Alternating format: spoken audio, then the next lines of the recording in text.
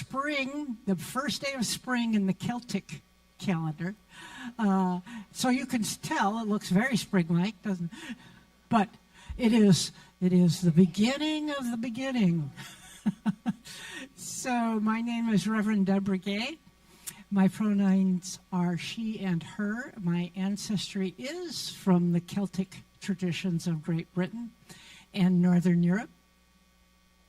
And if this is your first time here, we want to welcome you. We're so happy you have found us and come to be with us, either here in the room or online. And if you're in the room, we want to tell you that we have a little gift for you.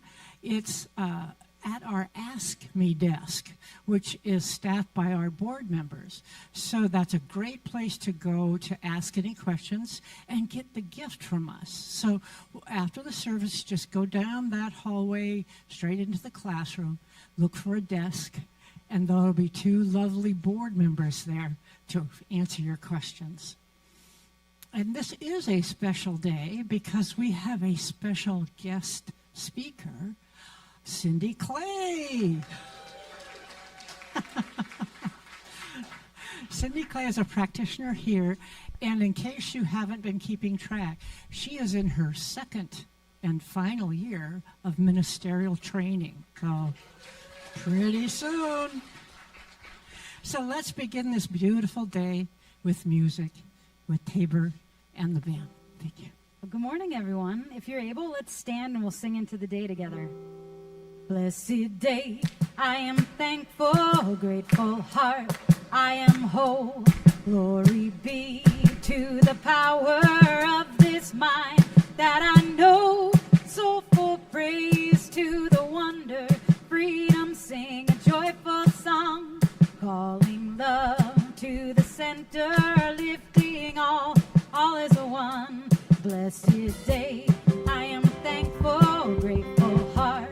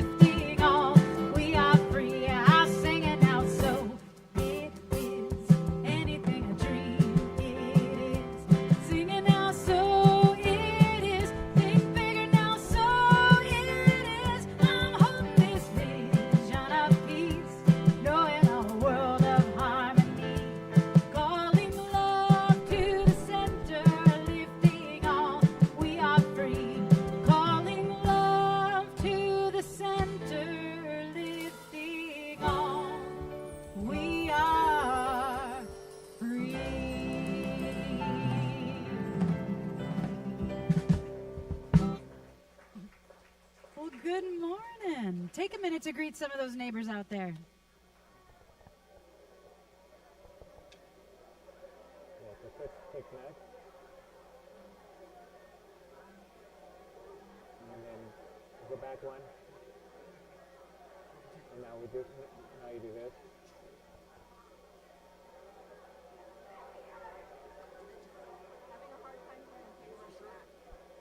Okay.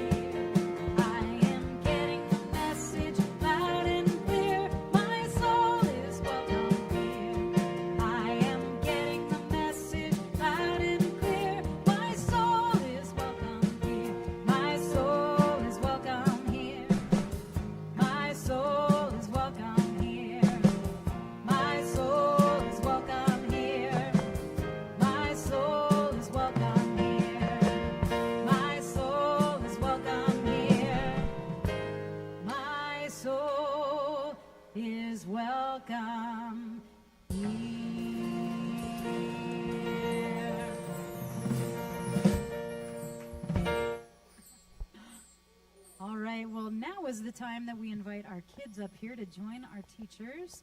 And I also want to let folks know that today the teen group is meeting, and so we've got folks in the back who will meet you in the back. Ryland's back there to greet you if you're here. And let's sing these kiddos out into their classroom. Hooray for the world. We're glad to be on it. Hooray for the world. I'm glad to be on it. Hooray for the world. I'm glad to be on it. Hooray for the world. It's a special place. God, Mother Nature and the human race. The world's got trees and bumblebees, rivers and lakes and the open seas, mountains and valleys and animals too, and a sun that shines on me and you. Hooray for the world, I'm glad to be on it. Hooray for the world, I'm glad to be on it. Hooray for the world, it's a special place. Got Mother Nature and the human race. We got Mother Nature and the human race. Good morning, everyone. My name is Philip Flores. I am today's practitioner of the day.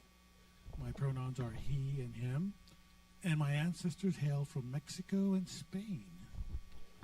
So, anyone you see with a stole are practitioners that are available to you if you need a quick prayer. I see Wendy's wearing one right there, and anybody that, again, has a stole, walk up to them if you're in need of prayer. If you don't have time today, you can go onto our website. There you go. Fill out a prayer there. We also have a prayer vessel toward the back. So let me go ahead and start off with an invocation. So there's only one. And this I know is true.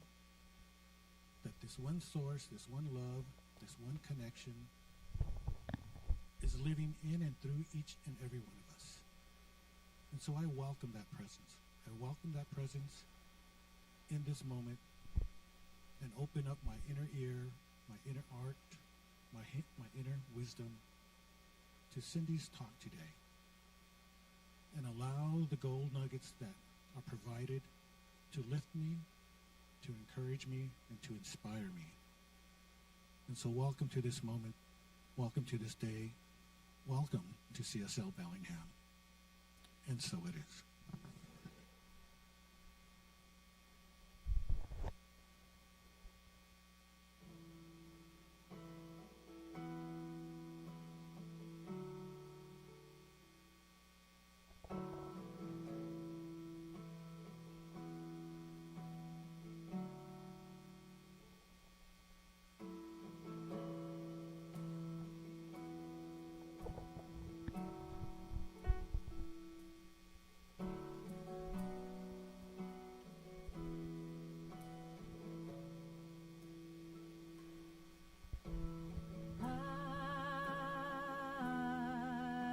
Surrender.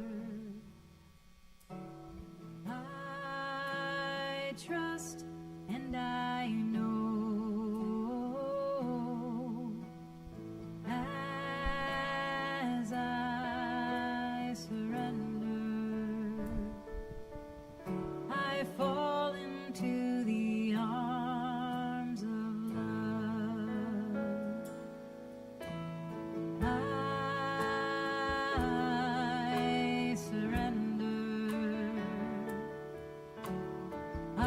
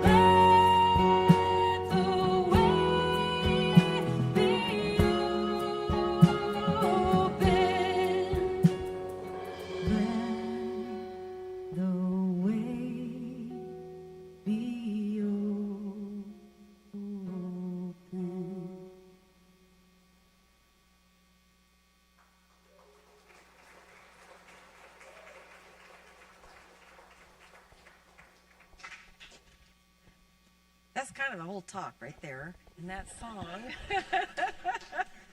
Woo! So I'm Cindy Clay. I want you to know I'm a senior now in ministerial school. Yeah. I was a freshman last year. Anyway, kind of disconcerting to suddenly be a senior, right? And my pronouns are she, her. And my ancestors, I always find this so boring. My ancestors hail from England, Scotland, Ireland, and Sweden. So there you go. And I was thinking about, today's February 1st, which is kind of unbelievable when you think about it. It's like, how did we get here so quickly? And all the things this signifies. So for me, February 1st is the month of love, right? We're kicking off the month of love. I didn't even know it was Celtic Spring. But it's also the first day of Black History Month. We got a lot of stuff going on. And there's a new theme that starts today from the Centers for Spiritual Living, which is called Embracing the Edge. So that's the monthly theme. And the talk this morning is living on the inner edge. So when I was asked to give this talk, I went, I have no idea what that means. So it's been kind of fun to like figure it out.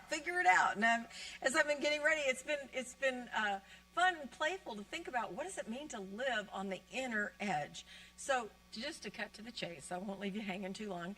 To live on the inner edge means you're at the edge of your comfort zone. Yeah, that's it. We all have one, whether we know it or not. And usually our comfort zone is bound by the stories we tell ourselves about who we are. So we have all constructed a narrative of who we are. And it might include how tall or short I am. I am 5'2.5".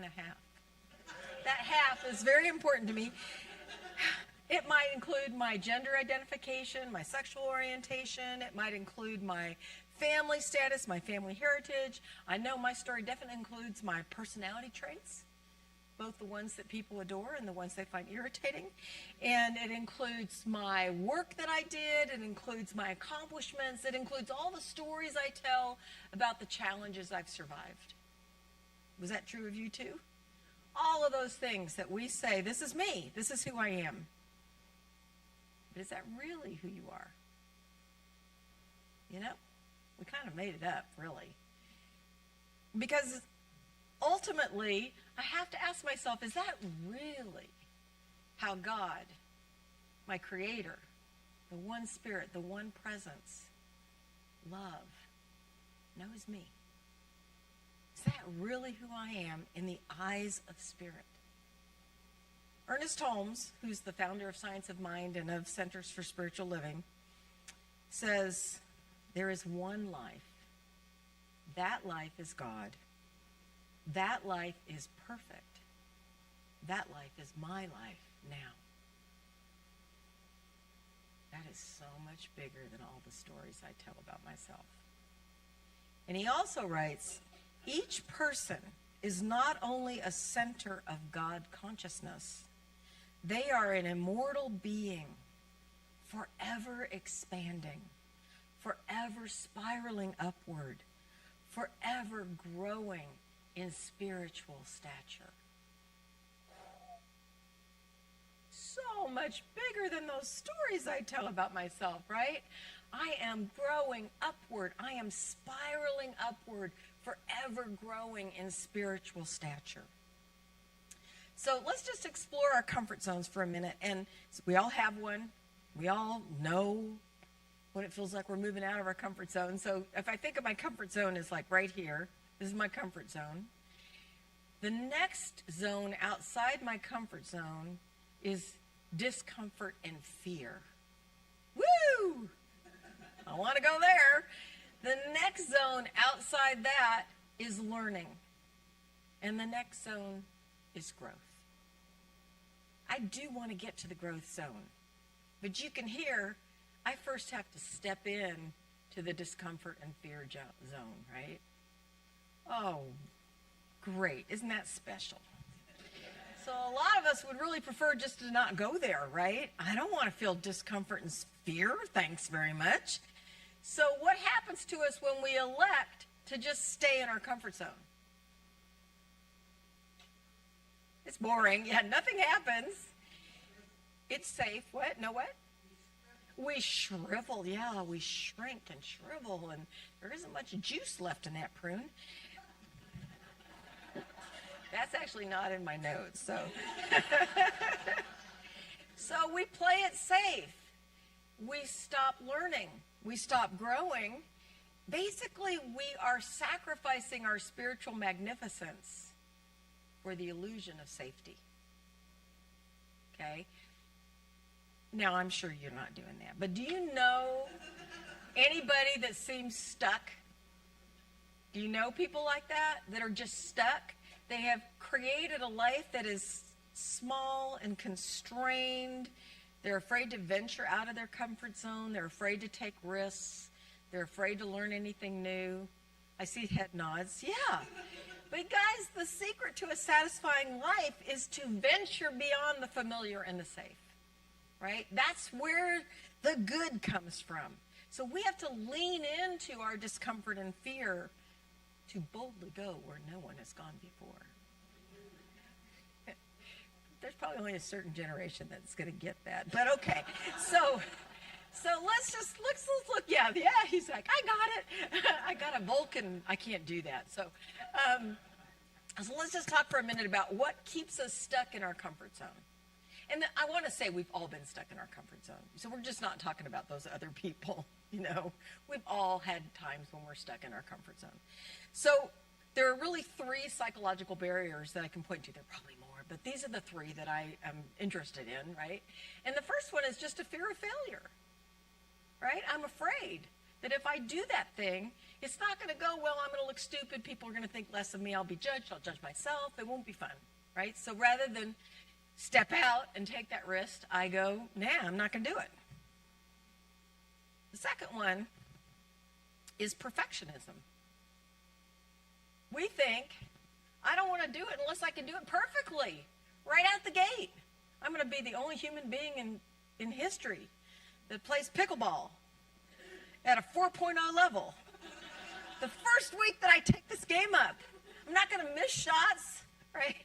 So perfectionism keeps us stuck because we go, yeah, I don't want to, make my mistakes in front of other people.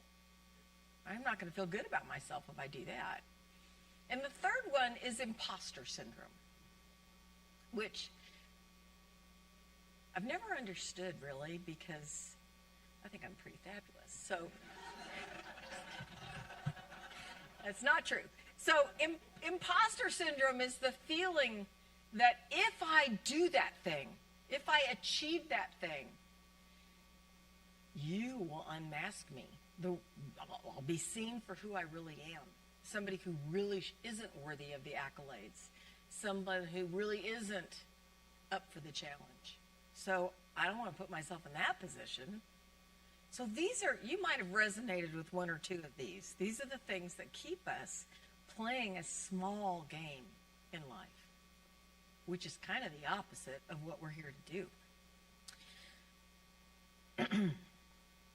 There's also fear of success, which is sort of another thing. It's like, I'm afraid if I stand out, I won't have friends anymore. But these are all just psychological barriers that have no weight except for the weight that we give them. You can hear that it's our fears and our doubts and our discomforts that keep us living a restricted life. And that life often lacks spiritual growth and expansion because we're playing it so safe. We don't want to judge ourselves. We don't want to be judged by others. I stay right here in my little comfort zone. So Ernest Holmes says, our real enemies are our fears and phobias, our doubts and uncertainties, our anxieties, and our inner conflicts. And he also says, when we learn to trust the universe, we shall be happy, prosperous, and well. That's kind of our life work, isn't it? Is to shift away from our doubts and fears and learn to trust the universe. So as I was getting ready for this talk, I ran across a Bible verse, and I cannot remember why I was reading this Bible verse, but the Bible verse is from the books of Mark and Matthew, and I'm sure you've heard it because it goes like this: repent, for the kingdom of heaven is at hand. I know I've heard that, and I'm got to tell you, the word repent is doing a lot of work in that sentence. I got to tell you, you don't need to time me because I know it's going to go too long. Okay. All right. Don't hold the cards up. Okay. So, repent. Doesn't that sound like I'm a sinner? I got lots of bad habits, right? I'm doing all kinds of things wrong. I've got to stop doing that. I've got to stop messing it up. I've got to put aside my sinful ways. And if I don't, I'm going to miss the kingdom of heaven because it's at hand. That train is going to leave the station without me. That's what that verse always said to me. It always made me nervous, you know? Like, man, I got to hurry up and repent because the kingdom of heaven is here. Oh, it's gone, you know? So I asked myself, what does repent mean? And you know what I found out? Repent is the English translation of the Greek word metanoia. And metanoia is a much richer word than repent, because meta is beyond or after, and noia is thought or thinking. And so what it really says is, it's time to shift your consciousness. It's time to transform your outlook. I like that way better. It says it's time to align yourself with Spirit and the way Spirit sees you, beyond the stories that you tell yourself about who you are. So you are the beloved of love. You are whole, perfect, and complete. You are a facet of the divine. The divine knows itself through you. You are here to express all of God. You are forever expanding and growing and spiraling upward in spiritual stature. Metanoia says, change your thinking, change your life. Have you heard that before? Yeah, and that kingdom of heaven train isn't going anywhere. It's right here. When it's at hand, it's here. Yeah? It's not moving away from us. It's here. And as we expand our consciousness, expand our thinking, we experience more and more of heaven right here. So we are living on the inner edge. We're at the inner edge of our comfort zone. You hear that, like right there. And that means we're just on the cusp of discomfort and fear. Whoa, how exciting. Woo. We are always on the edge of learning and growth. We have to get through that discomfort and fear zone to get there. And if we don't like the feeling of discomfort and fear, we're going to choose to shrink back into our comfort zone, to shrivel up. So our other choice is to embrace it, because when we're in that zone of discomfort and fear, it might just be signaling to us that we are about to learn something. Yeah? So I'm going to tell you a story, and this is a really embarrassing story. This is from my own life. So last week, I was getting ready to go to the board meeting, and I got to give you a little setup. Leo's car is parked on the right side of the garage. My car is parked on the left side of the garage. And our daughter, Grace, she works for a construction company, and she has a company truck. It's got the construction company logo on it. And she is supposed to park on the street below our house because there's no parking on our little lane. And this day, she parked behind me in the driveway. So I'm going out to get in my car, and I put the garage door up, and her truck is behind me. And I'm like, oh, God. And so I go in, and I get her. I go, Grace, I need you to move your truck. And so she comes out. She gets in her truck, and I'm sitting in my car. I watch her back up, turn down the lane, and clear the driveway, right? And I start backing up, and my car starts making that beeping sound. I do appreciate that beeping sound, but I'm going, why are you beeping? And I realize that Leo's car is in the driveway. It's not in the garage. It's next to me, and I'm backing up, and I'm getting too close to it. So I'm thankful that I saw that, and I'm maneuvering the car away from Leo's car. I'm feeling pretty good about getting some distance because we were really close. I don't want to hit his car. And I'm backing up. I clear his car, and then I hear crunch, and I realize that I've just hit Grace's truck. I was only going like 5 miles an hour, so I wasn't going fast, but I have just hit my daughter's truck. It's pitch black outside. There's no streetlights on our street, so we are standing outside. I'm like, honey, I'm really sorry. And she's like, Mom. And I went, what are you doing back there? And she goes, I was waiting to see what you were going to do. And I went, I was backing out of the driveway, you know. And I realized I can't really blame my daughter for backing into her truck. You know, I should have been looking in my rearview mirror. And so we decide, look in the dark, because we can't really see anything, that everything's fine. My car looks fine. Her truck looks fine. And I went off to the board meeting. Well, the next day I thought, well, I better look at my car. So I go out and look. Sure enough, my car looks fine. There's nothing on the bumper. There's no paint from her truck. You know, I'm like, oh, we're going to get out of this okay. And that night at dinner, I tell Leo and Grace that, you know, yay, my truck has no damage on it. And she says, Mom, there's a dent in my truck. She says, it's a small one. Maybe nobody will see it. And I said, oh, okay, don't tell anybody. This is the embarrassing part. I'm like, don't tell anybody. Maybe nobody will see it. You know, and if they ever do see it, you can just act like you don't know where it came from. Now, This is the point where I should tell you that one of my core values is integrity. But I did say that, and for that moment I thought I could get out of this unscathed, you know, and then I went and finished my ministerial school homework and turned it in, and I went to bed, and I woke up about 2 o'clock in the morning.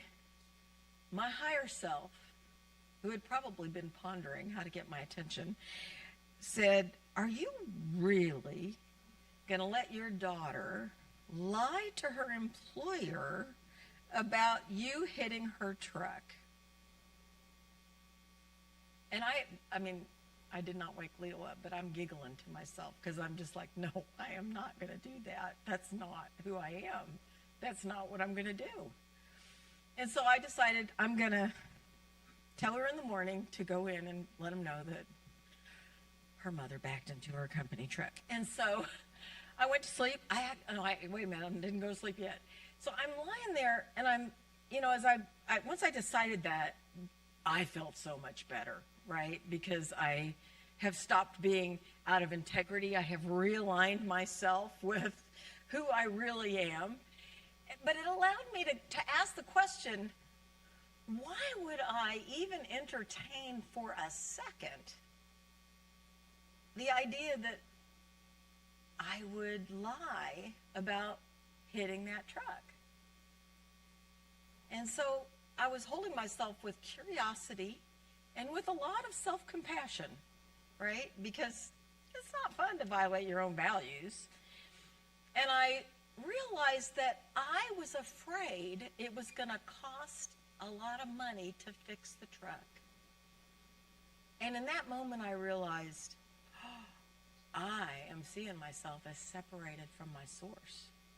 I am seeing myself as outside of abundance. I am thinking that I am living a separate life from my good, my source, abundance. And so I gave myself a treatment in the middle of the night. I went, well, I know what I need to do here. I need to give myself a treatment to recognize that I am never separated from my source and all my financial needs are always met. I am abundantly blessed no matter what the human circumstances are. And so I did that, and I went blissfully back to sleep. And the next morning, I called Grace at work because she gets up really early and goes to work. And I called her and I said, hey, honey, go tell your boss that your mama backed into your truck. And she sounded so relieved. I mean, I put her in a really terrible position, right? She's thinking, what? So she went in and told her boss, and she, acted sheepish. She hardly ever goes into the owner's office. So when he saw her, he was like, what does she want? And she said, I have something really embarrassing to tell you. My mama backed into my company truck. And you know what he did? He laughed so hard. He thought this was the funniest thing ever. And he goes, take me out, let me look at it. And they go out to look at the truck. She points out the dent, and he goes, that? And he goes, drive that over to the shop. The boys will just pop it out and buff it. It'll be fine. She said, I'll pay for it. And he goes, it's not going to cost anything. So she calls me and tells me this, And I just love it because, everything I feared was not what was happening in that situation, right? And I almost took an action that was out of alignment with my values, with my core values, because I was seeing myself as separate from God, as separate from my source.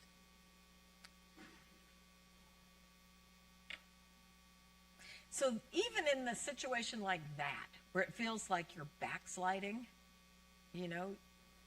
there's growth. Because you can hear comfort zone, discomfort, learning, and growth. But you have to hold yourself with compassion. You have to release judgment of yourself so that you can look more deeply at what's really going on. Ernest Holmes says, we are on the pathway of an endless expansion. We are unfolding into the infinite. So even that backsliding moment, I'm unfolding into the infinite. I just have to love myself. I have to love myself enough to really understand what's happening. And that's what we're being asked to do. So one way that discomfort helps us is that it signals to us when we're out of alignment with our source, when we're out of alignment with spirit. And then it's our curiosity and our self-compassion that allows us to move back into alignment. You hear that? Have you ever done it before? Yes, good on you, because we're in this upward spiral of growth, moving into the infinite, expanding and growing in spiritual stature. So we also feel discomfort or fear when we're about to do something new, or when we're about to go on an adventure, when we don't know what's going to happen. You done that too? So I'm going to tell you another story. So about maybe 20, 30 years ago, I was a consultant, and I had friends who were consultants, and one of my friends called and said, hey, I'm developing a high ropes course, and I want to offer it for corporate clients for team building, so I'm doing this pilot, and I wanted to see if you would come do the pilot. And so I said, sure, I'll do the pilot. Now, wasn't not remembering things like I'm kind of afraid of heights. And I didn't really know what a high ropes course was. So when I showed up that day in the woods and I looked up and saw 30 feet, 40 feet up in the air, there are bridges and there are webs, big webs, and there are logs suspended between trees. And I went, I almost said a bad word. Oh, shoot. Okay, I can do this, right? So they put a harness on you and they put belay lines on you, so you're 100% safe, but tell that to your adrenal glands, you know. So I'm up there in the trees, and I'm doing things like crossing these webs that are hanging in the air where you're like climbing across them. I'm walking across bridges that have no railings. I'm absolutely terrified. I mean, it was a day of just sheer terror. My favorite moment was they had a tree. I really got to know this tree really well, because you had to let go of the tree, and then you had to step down 2 feet onto a log that's suspended with nothing to hold on to. You had to go down and then walk across this log, and that tree and I became quite close. It took me a long time to let go and finally do this. And the last challenge of the day, I was really tired, because, you know, when you're like in an adrenaline state all day and you're physically challenging yourself, I was pretty fatigued. So we get to the last challenge of the day, and they take us to a 40-foot telephone pole. And they tell us you're going to climb to the top, and you're going to stand up on it. And then once you're up there, we're going to swing this aerial bar to you, and you're going to jump off and grab it. I'm thinking, yeah, sure I am. So I sat there and I watched other people do this, and they all did it on the first try. So I thought, well, it can't be that hard, right?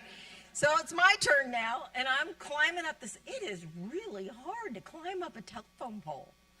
So I'm climbing up the telephone pole, and then you get to the top, and you have to figure out how to stand up on it. And that's when I discovered that when you are standing on top of a telephone pole, it sways. So I'm doing this, going, oh my God. And then I see the swing coming toward me. So I leap off to grab the swing, and I miss completely. So you're on belay ropes, you know, and you're not going to be hurt. They gently lowered me to the ground. And I'm like, oh man. And the instructor goes, you want to try again? Okay. Everybody else did it the first time. So I go back, and do you know how hard it is to climb a telephone pole the second time? So I am so tired, and I'm pulling myself up this telephone pole. I get up to the top of this thing. I get myself pulled up. I am swaying, but I kind of am used to it now. I know this is what's going to happen. They swing the swing toward me, and I leap off, and I touch it. But I don't grab it, and I fall. They, like, drop me back down again. And he says, well, do you want to try again? And I just said, you know, I said, I think I've learned the lesson of the telephone pole, and I think the third time isn't going to get any better. I'm so tired now. And so I said, no, thank you. I'm good. So afterward, we were, like, processing what happened all day, sitting around this campfire and talking about what we learned. And this woman turns to me and she goes, how did it feel to fail to catch the aerial bar. How did it feel to fail to catch the aerial bar? And I looked at her and I went, you think I failed? I didn't fail.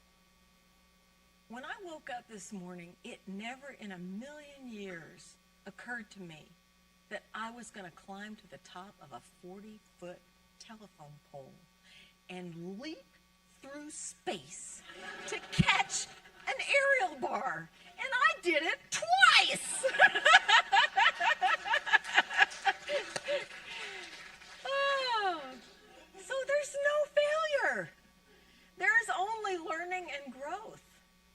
I love that she thought, I didn't even feel like I failed. I was kind of euphoric, you know. Look what I did. Something I never imagined I could do. This is what Ernest Holmes says. To live in conscious communion with life, even for a short time, will convert our fears into faith, our doubts into certainty, our hurt and sense of failure into something triumphant. How cool is that?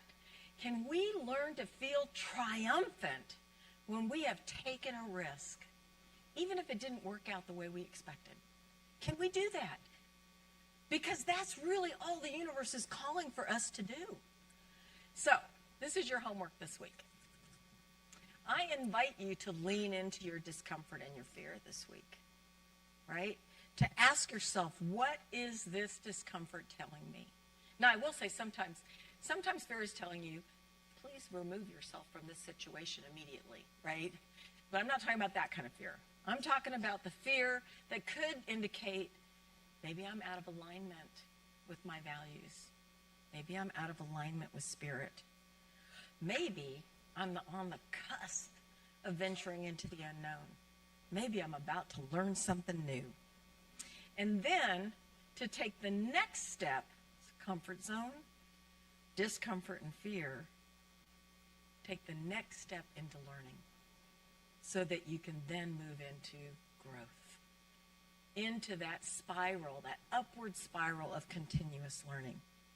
So maybe that means you need to apologize to somebody that you've been avoiding. Or maybe you need to make that difficult phone call. Or maybe you need to say yes to an opportunity that you've been avoiding. Or maybe you need to take responsibility for something that you have been saying is somebody else's fault. Or maybe you just need to take a deep breath and take a leap of faith. So let me just summarize what we're talking about. The first thing is, we are so much greater than the sum total of our personality traits and who we think we are, our physical descriptions, our accomplishments, our challenges. We are centers of God consciousness. We are growing forever in spiritual stature. Second, we are called to grow beyond our comfort zone. We're called to live at our inner edge and to make that choice to lean into our discomfort and fear, not away from it. We're not shrinking, we're growing. And sometimes that discomfort and fear is the very pathway that we need to follow so that we continue our spiritual expansion into the infinite. And third, metanoia tells us that we are at that choice point where we can choose to transform our outlook, transform our thinking, grow into what's next. Fourth is, if you do make a mistake that pulls you out of alignment, to treat yourself with love and self-compassion, to release any judgment, and just look at what it is you're being asked to learn so that you can move on. And finally, fifth, there is no failure. There is only learning and growth. So anytime you try something new, anytime you take a risk, anytime you do something that's not been done before, applaud yourself, no matter how it turns out. Because look at you. Look what you did. Look what you chose. It's beautiful. So I want to end this talk with a thought from Ernest Holmes. If every day things are a little better, a little happier, a little more harmonious, a little more health-giving and joyous, if each day we are expressing more life, we are going in the right direction. And so let's take that into prayer. Oh, Spirit of life, Spirit of energy and vitality, Spirit of joy, of intelligence, of love, I just breathe in the presence of this divine, beautiful source right here, in this room, in my life. I affirm that I am one with God. My life is God. I am a magnificent expression of the divine. I am the way God knows itself. And I know that that is true of you and true of all of us. We are magnificent spiritual expressions spiraling ever upward into the infinite. And so every moment of this life is an opportunity for me to choose.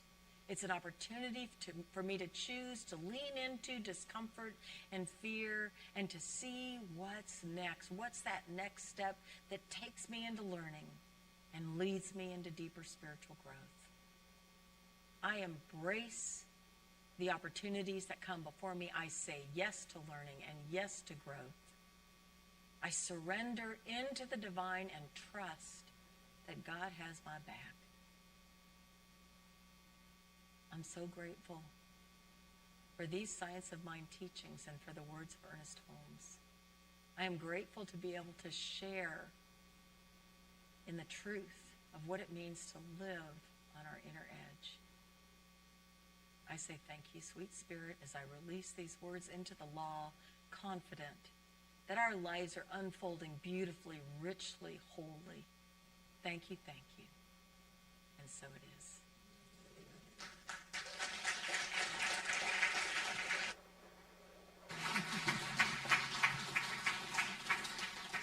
Yay.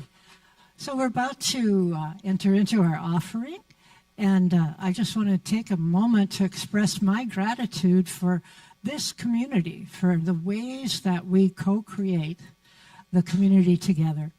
And that includes all forms of service and taking classes together and financially supporting the center.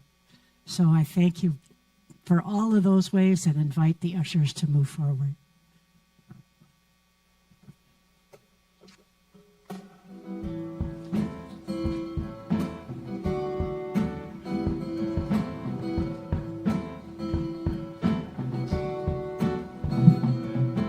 Thank you for this day, Spirit. Thank you for this day. Thank you for this day, Spirit. Thank you for this day. This healing, this healing, this healing day. This healing, this healing, this healing day. Thank you for this love, Spirit. Thank you for this love. Thank you for this love, Spirit. Thank you for this love. This healing, this healing, this healing love. This healing, this healing, this healing love. Thank you for this peace, Spirit. Thank you for this peace. Thank you for this peace, Spirit. Thank you for this peace. This healing, this healing, this healing peace. This healing, this healing, this healing peace. Thank you for this day, Spirit. Thank you for this day. Thank you for this day, Spirit. Thank you for this day.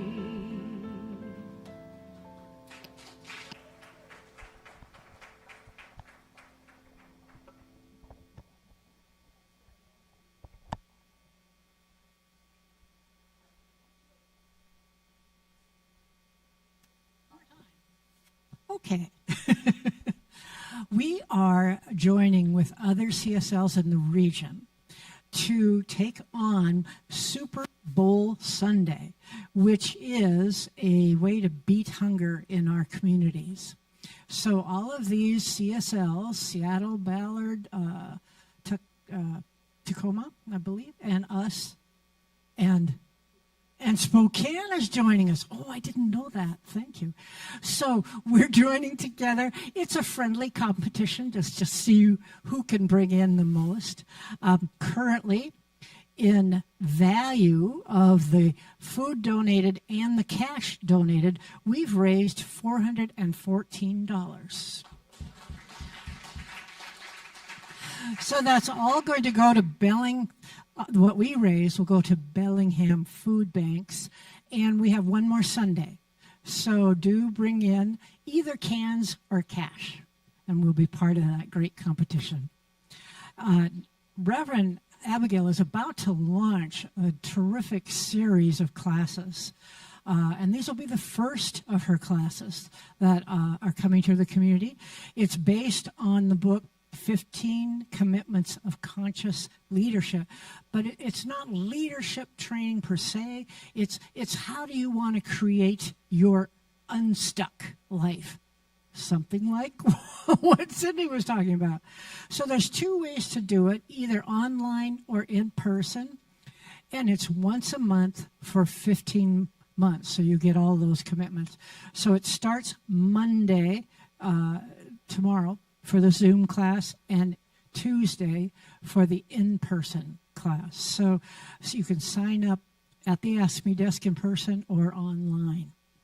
And next, someone who is a favorite of the community, Reverend Dr. Andre Acevedo, is going to be the guest speaker for Spirit at Work this Wednesday, 8 a.m. in the sanctuary.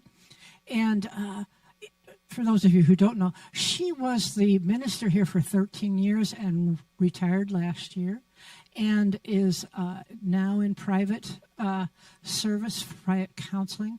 And so she is bringing her now new experience to us in her talk on Wednesday. I want to show also, just shout out that the women's group and the men's group are meeting next Sunday at noon. And we have a new member class starting on Sunday, February 15th. Now, we haven't been able to have a new member class for a year, all during a time where we did not have a senior minister. So those are the rules of home office. So we now finally get to start that up again. And I know there's a good group of people who signed up to take the new member class. And so we encourage you. It's to find out about it. You're not required to become a member just to go to the workshop, but it's to find out what being a member entails. And then finally, the next class that Abigail is teaching is the first core, we call it core classes. They're Science of Mind classes. It's a series of classes, and she's beginning with the first entry class called the Foundations class. So this class becomes the prerequisite for all of the classes to come. So you'll get deeper and deeper in the skills and the spiritual practices of Science of Mind. So it all starts with this class. It's on Tuesdays, starting on February 17th. And there's a variety of ways to pay for it. Do not let finances hinder you. This is an opportunity that probably won't come for another year. So do please sign up for the Foundations class if you want to do that deepening walk with the community and with Science of Mind. And so with that, I say thank you and turn it back to Tabor. All right. Well, let's go ahead and sing together one last time. If you are able to stand, we'll stand. Power of kindness. Ooh, I believe in the power of kindness. Ooh, I believe in the power of love. Ooh, I believe in the power of kindness. Ooh, I believe in the power of love. Let's sing that again. Ooh, I believe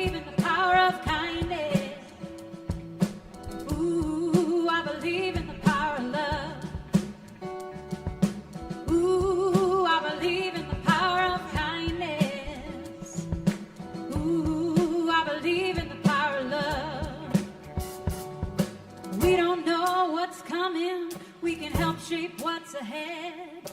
With kindness as our currency, the commonwealth is in our hands. So give a little on, give a lot, don't stop. A helping hand makes the world go around. There's more than enough. Sing it out. Ooh, I believe in the power of kindness. Ooh, I believe in the power of love.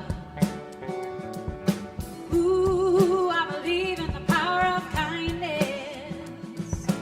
Ooh, I believe in the power of love, power of kindness. Ooh, I believe in the power of kindness. Ooh, I believe in the power of love. Ooh, I believe in the power of kindness. Ooh, I believe in the power of love. Just our voices, let's sing it out. Ooh, I believe in the power of kindness. Ooh, I believe in the power of love. Ooh, I believe in the power of kindness. Ooh, I believe in the power of love. Power of love. Ooh, I believe in the power of kindness. Sing it out now. Ooh, I believe in the power of love. Ooh, I believe in the power of kindness. Ooh, I believe in the power of love. Ooh, I believe in the power of kindness. Ooh, I believe in the power of love. So great to see you all today. We'll see you again really soon. Take care.